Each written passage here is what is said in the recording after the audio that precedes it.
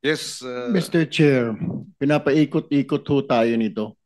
Pipirma ka ng BL, binigyan ka ng BL, binigyan ka ng kung ano-ano, hindi mo naisip baka droga ang laman nito.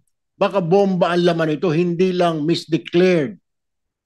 Hindi lang GM, hindi lang general merchandise. Pati ito, itong si Berchis na ito. Kanina nyo ba pinapaikot-ikot eh? How can you sign ng mga papeles na hindi mo kilala yung tao? Pumunta lang si Tagpulano ako, pirmahan mo nga ito. I don't agree with you. I'm sorry ha. Hindi ako maniniwala. Tatlong container, paano kung may drugs? Yan ang problema eh. Kaya pumasok ang droga dito sa bansa, mabuti nilang alerto itong mga tao natin sa Maynila, ang Office of the Commissioner, natatrack. Yung mga ganyan trabaho ninyo, nagtuturo-turuan kayo. Paano kung droga pala yon? Mabuti lang, may nahuli itong POM recently. May nahuli itong sila Commissioner ni Pumuseno at hindi nakalusot. Yan ang problema eh. Lagi yung sabihin niya, nakilala ko lang si ganito. Pirma ka ng pirma? Eh kung droga pala, punong-puno ng droga yung tatlong container, ikaw din. Oh, anong gagawin natin? Sir Tenero, ano yung last name ni Carlos? Your Honor, yun lang po talaga ang pakilala niya sa Pierre. Actually, Your Honor, araw-araw po ako naghahanap sa kanya. May I warn you, this is refusing to answer the question. Ano ang apelyido ni Carlos? Carlos lang po talaga, Your Honor, ang pakilala niya po sa amin. Lalo-lalo na po sa akin po, Your Honor. We will address that particular refusal to answer the last name because it's very difficult to believe that he will deal with millions of pesos without knowing who he is dealing with. And yes, do you have a... Your Honor, we verified the amount declared for the 3 containers. It's totaling to 40 billion pesos. 40 million pesos. 40 million pesos. Okay. So clearly, hindi maliit na halaga. Go ahead, Yuse Carlos. Mr. Chair, may I, that was the amount declared, but the amount as found by the DAIE is 68,092,800 pesos. So ano pa, misdeclaration pa nung actual value. Their declaration was chicken poppers. The as found was frozen mackerel and round scad. Yes. Mabuti na lang, Mr. Chair, ganun na lang. Well, talaga may violation na kaagad dun sa nga agricultural sabotage. Eh nakakatakot, Mr. Chair, yung droga. Na yun ho ang napupuslit. Mabuti na intercept sa mga PIRNAT sa Maynila, MICP, POM, through the efforts of Commissioner na Pomoseno and his personnel. E paano kung hindi na monitor, hindi na tatrack, walang tumitimbre? Tanggap kayo ng tanggap ng kargamento? Hindi naman ako niniwala doon. Mabuti nila kahit paano, hindi pagkain ito, hindi droga. Eh kung droga, di nagkalat na naman sa Pilipinas. Masisi na naman ang administrasyon. Masisi sabihin, natutulog ito mga ito. Minsan, it's your fault eh. Problema ninyo, kaya nakakalusot. Ang mga droga, mabuti na lang, with Commissioner na Pomoseno there, ilang beses sila nakahuli, naka-intercept. That should also be your responsibility. You have moral and social obligation in this country na hindi pwedeng pumasok ang mga kontrabando. It's considered contraband. Pero what if it is drugs? What? What if it is bomba? What? You have responsibility. Hindi lang trabaho ng gobyerno, hindi lang trabaho namin. Trabaho niya rin yun. Meron kayong social and moral responsibility. Thank you, Mr. Chair. Thank you, Mr. Senator Tulfo. Doon sa pinirmahan niya, Assistant Customs Commissioner, no? Marunilla, sino yung importer? C1024 po. But obviously, hindi siya. I mean, obviously, dami. Apo. Itong si 1024. So, si Mr. Carl, okay. We are now informing you, Mr. Tenero, that your refusal to answer a very simple question as to ano ang apelyido ni Carlos.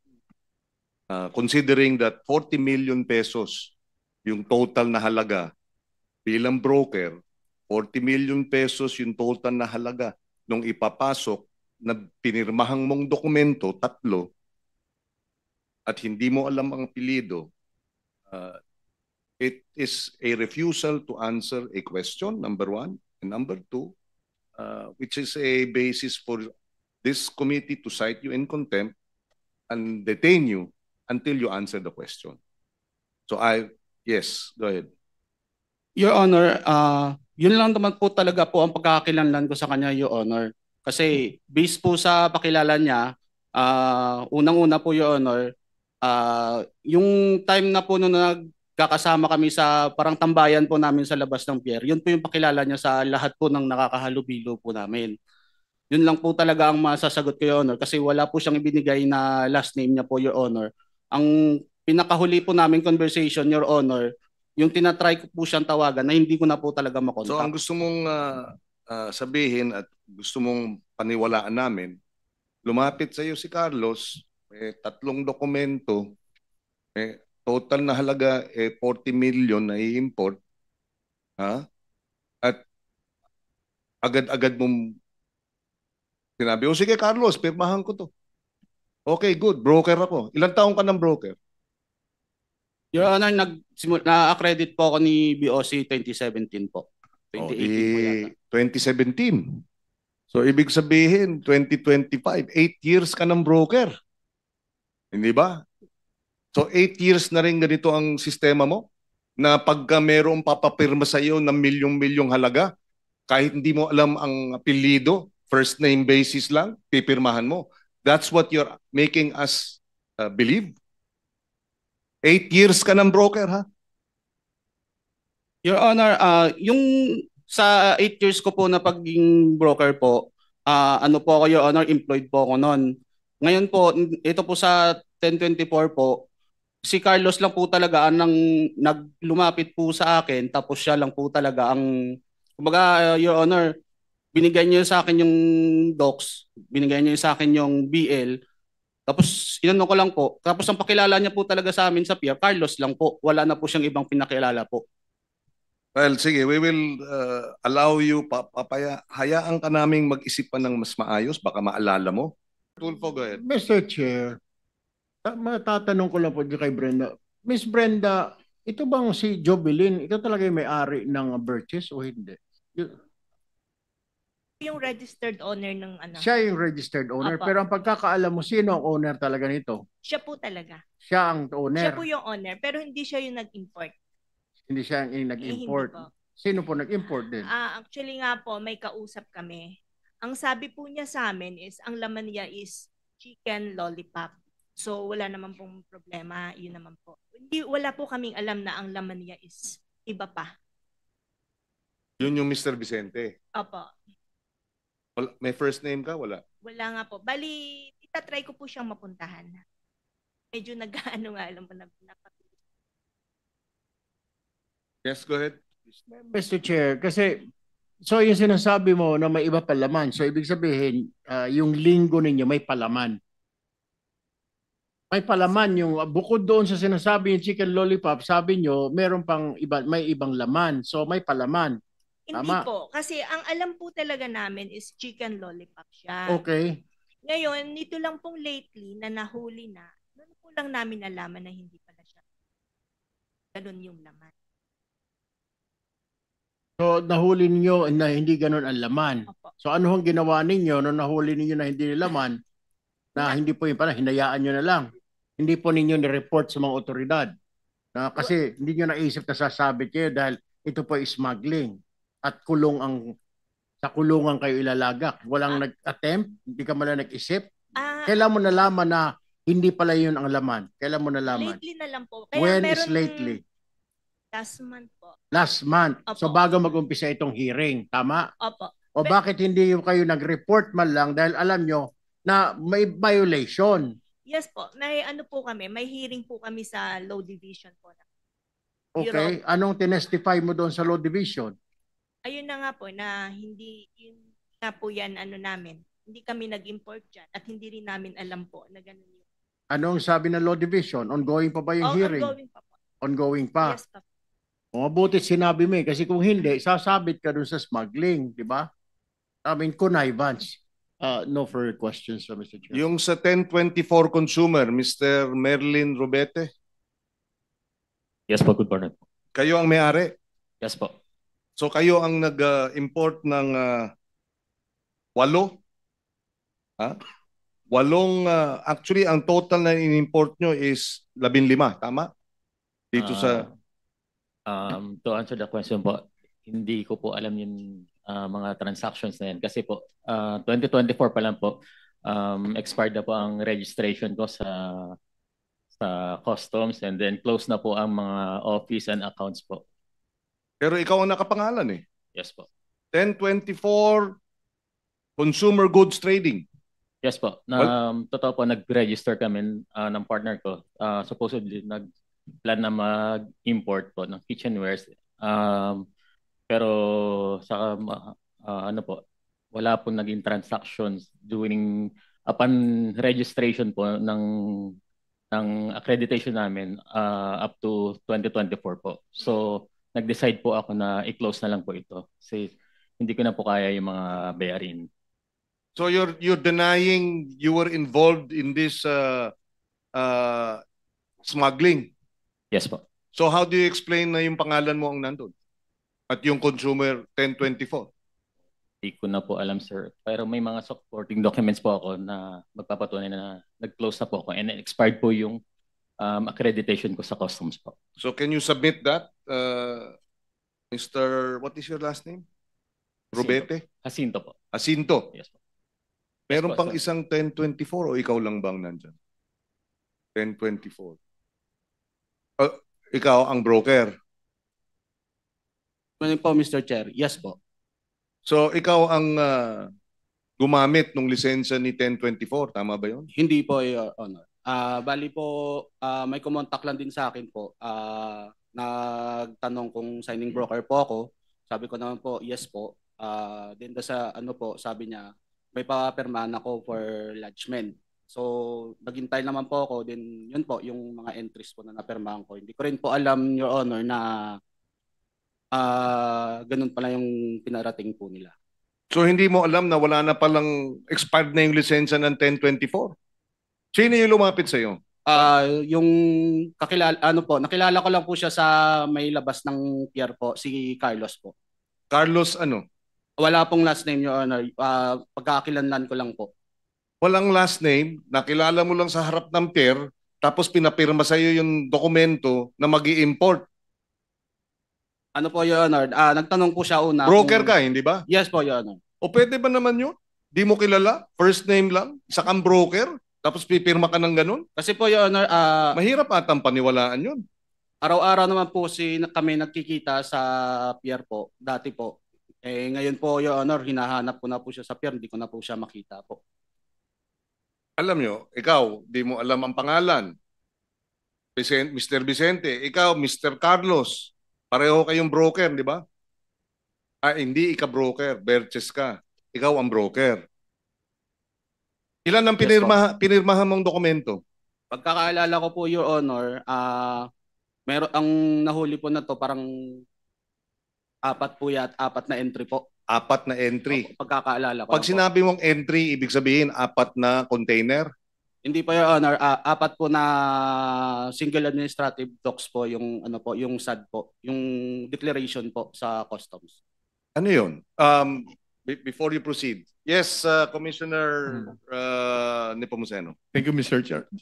Just to again be accurate with the numbers, sir. Yes. Yung sa 1024, ang ipinasok nila 10 containers, 8 po yung na-alert ng DA.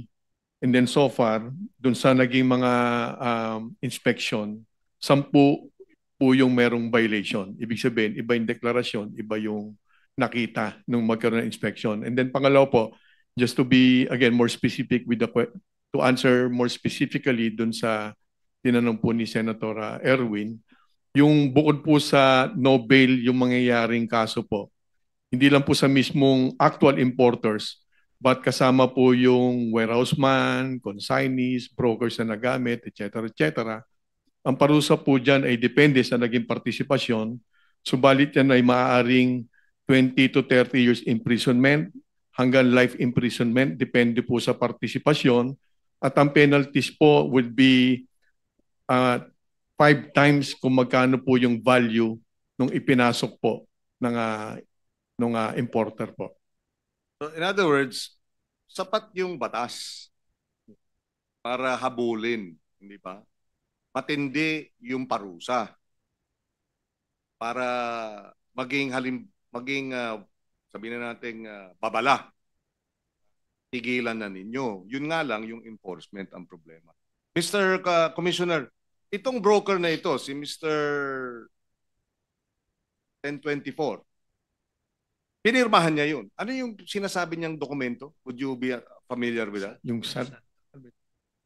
What information does it contain? Can we... Mr. Chair, can I? Yes, please.